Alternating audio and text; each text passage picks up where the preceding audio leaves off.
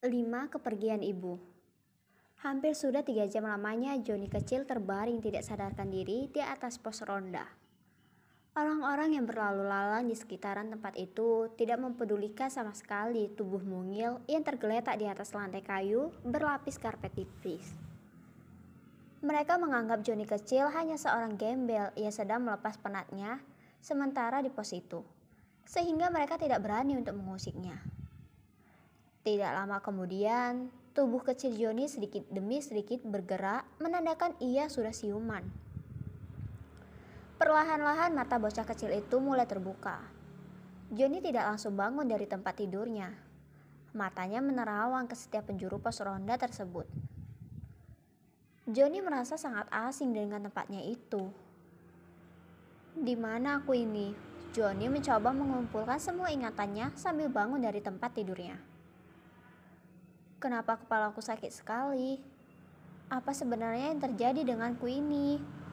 Joni yang masih terus bingung dengan kejadian yang menimpanya.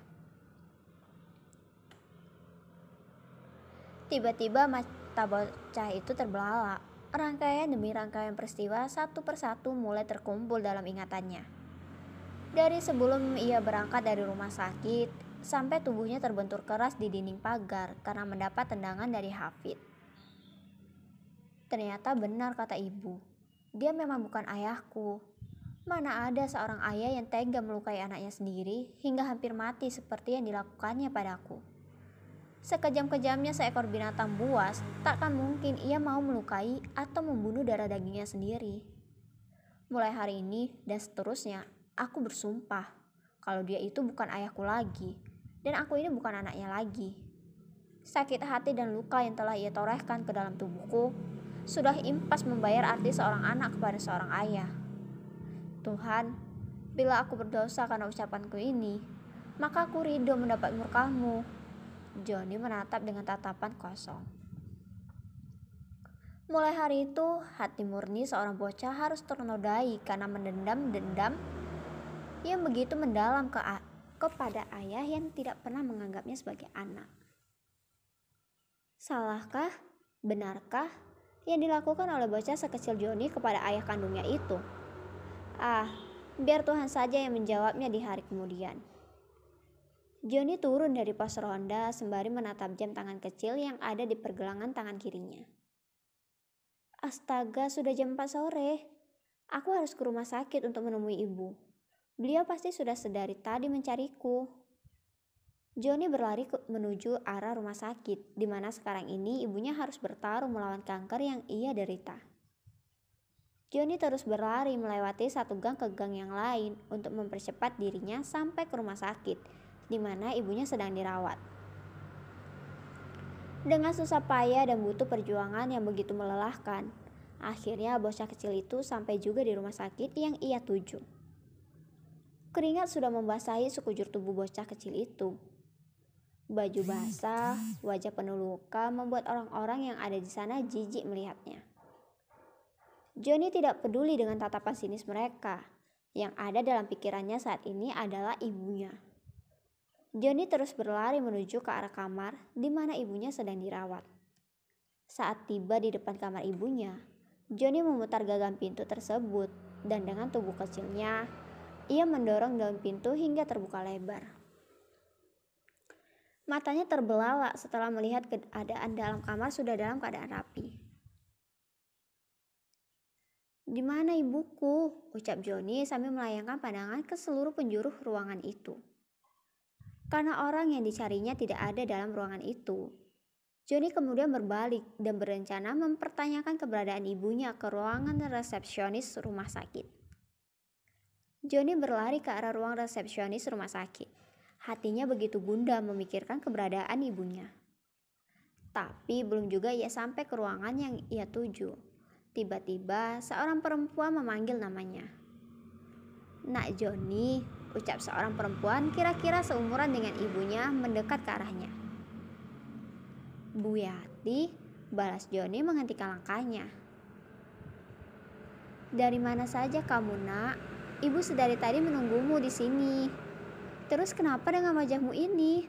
Bu Yati sembari memegangi wajah Joni yang penuh dengan luka. Aku ke rumah pria itu untuk meminta bantuan pengobatan ibu. Tapi ia malah memukulku dan membuangku bagai sampah di suatu tempat. Johnny menundukkan sedikit kepalanya. Maksud kamu ke rumah Tuan Hafid Dirgantara? Bu Yati sedikit mengangkat wajah Johnny agar menatapnya. Johnny tidak menjawab, ia malah mengangguk kecil. Johnny, kenapa kamu kesana lagi? Sampai kapanpun orang kaya sombong itu tidak akan pernah mau membantumu. Hanya itu satu-satunya cara agar ibuku sembuh dari penyakit yang ia derita. Iya nak, ibu mengerti. Tapi kalau dia memperlakukanmu sekejam ini, ibu merasa tidak ikhlas. Bu Yati memeluk tubuh Johnny dengan derayan air mata. Lama mereka terdiam di sana hingga Johnny melepas pelukan Bu Yati. Bu Yati, di mana ibuku? Tadi aku ke kamarnya, tapi ibuku tidak ada di sana. Apa Ibu Yati melihatnya? Ayo kita duduk dulu di sana untuk menenangkan hati. Bu Yati menarik tangan kecil Johnny menuju kursi khusus untuk para pengunjung rumah sakit. Setelah tiba di kursi pengunjung, Johnny dan Bu Yati mendudukkan tubuh mereka di atas sana. Nak, kamu yang sabar ya. Bu Yati membelai lembut punggung Johnny. Maksud Ibu Yati apa? Balas Johnny dengan tatapan tajam. Sebelum menjawab, Bu Yati menarik nafas dalam-dalam dan mengempaskannya dengan sangat kasar. Nak, ibumu sudah tidak ada. Bu Yati yang coba menahan air matanya, tapi tetap saja butiran-butiran kristal itu tak sanggup ia bendung. Maksud Ibu Yati apa? Dengan ibuku sudah tidak ada. Johnny sedikit mendekatkan wajah kecilnya ke arah wajah Bu Yati. Ibumu meninggal tadi siang setelah kamu pergi menemui Tuan Hafid. Bu Yati yang sudah tidak bisa lagi menahan air matanya. Ibu Yati pasti bohong. Ibu Yati cuma bercanda bukan? Ibuku masih hidup dan ia masih menungguku untuk mencari biaya pengobatannya. Johnny menggoyang-goyangkan tubuh Bu Yati. Tenangkan dirimu nak. Bu Yati memeluk tubuh kecil Johnny yang terus meronta tak menerima kalau ibunya kini sudah tiada. Ibu Yati pasti bohong. Ibuku masih hidup. Kenapa ibu meninggalkanku sendirian di dunia ini? Kenapa tidak sekalian ibu mengajak Johnny ke sana? Johnny menangis dan terus meronta-ronta dalam pelukan Bu Yati. Nak, tidak boleh berkata seperti itu. Ibumu sudah tenang di sana. Kamu harus mengikhlaskan kepergiannya. Lama mereka terdiam di sana. Hanya sesekali isak tangis Johnny terdengar digendang telinga Ibu Yati. Nak, ayo kita ke makam ibumu.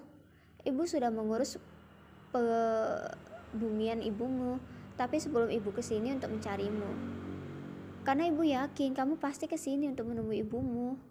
Bu Yati melepaskan pelukannya setelah suasana hati Johnny sedikit mulai tenang.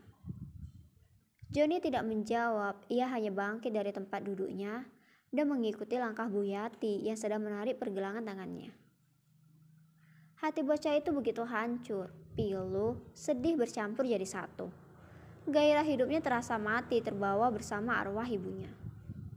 Bu Yati memesan sebuah taksi melalui ponnya sebelum mereka keluar dari gedung rumah sakit tersebut.